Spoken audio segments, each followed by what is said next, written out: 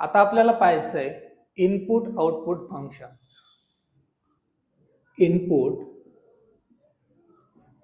And output functions. दोन main function आहेत input output मध्ये. एक आहे प्रिंटफ फंक्शन, दुसरा आहे स्कॅनएफ फंक्शन. हे फंक्शन हे बिल्ट इन फंक्शन आहेत. बिल्ट इन फंक्शन म्हणजे ते ऑलरेडी बनलेले सी प्रोग्रामिंग वाल्यांनी बनवलेले आहेत. त्याचा फक्त आपण यूज करणार आहे. त्याचा यूज काय ते पाहायचे. तर प्रिंटफ हे फंक्शन कोणतंही आपलं आउटपुट जर आपल्याला स्क्रीनवर डिस्प्ले करायचं असेल तर आपण प्रिंटफ फंक्शन यूज करतो. कशासाठी? Display output. स्क्रीनवर जर आपल्याला आउटपुट दाखवायचं असेल तर आपण काय करतो? प्रिंटफ फंक्शन यूज करतो. ते काही पण असू शकतं, टेक्स्ट, नंबर, काही पण. त्यानंतर स्कॅनएफ फंक्शन कशासाठी वापरतो? जेव्हा आपल्याला युजर कडून इनपुट घ्यायचं असतं तेव्हा आपण स्कॅनएफ फंक्शन यूज करतो. कशासाठी?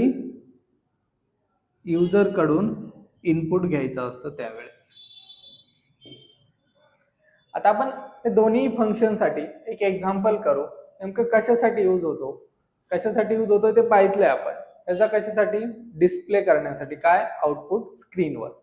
त्याचा युजर कडून इनपुट घेण्यासाठी. पण आता एक आपण एक्झाम्पल घेऊ.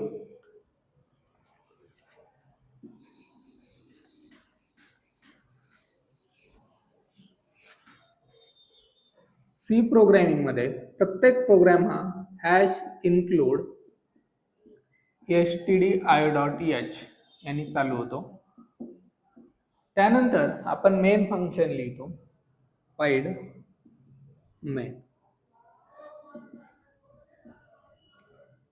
काय करायचं? एक व्हेरिएबल घेतोय, इंट डेटा टाइपचं एक व्हेरिएबल घेतलं n = 7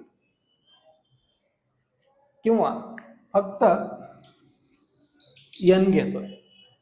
n घेतलं, त्याच्यामध्ये काही स्टोअरच नाही केलं, एकही व्हॅल्यू स्टोअर नाही, कारण आपण ती युजर कडून घेणार आहे. तर कशी घ्यायची युजर कडून? एक मेसेज टाकतोय. प्रिंटफ कशासाठी? आपलं आउटपुटला डिस्प्ले करण्यासाठी स्क्रीनवर. हे डिस्प्ले झालं पाहिजे युजरला. इंटर नंबर म्हणजे नंबरला इंटर कर. तर नंबरला इंटर करेल हे टर्मिनलवर दिसेल, पण ते कुठेतरी घ्यावाही लागेल आपल्याला. तर स्कॅनएफने आपण घेत असतो. स्कॅनएफ. आता कुठे घ्यायचंय? n या व्हेरिएबल मध्ये. n चा ऑलरेडी इथे एक ब्लॉक तयार झालेला आहे. n त्याचा काहीतरी ऍड्रेस असेल, पण त्याच्यात काही व्हॅल्यू नाहीये. आता टाकायची. कसं आहे?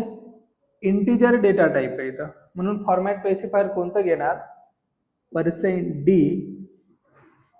आणि कुठं टाकायचंय?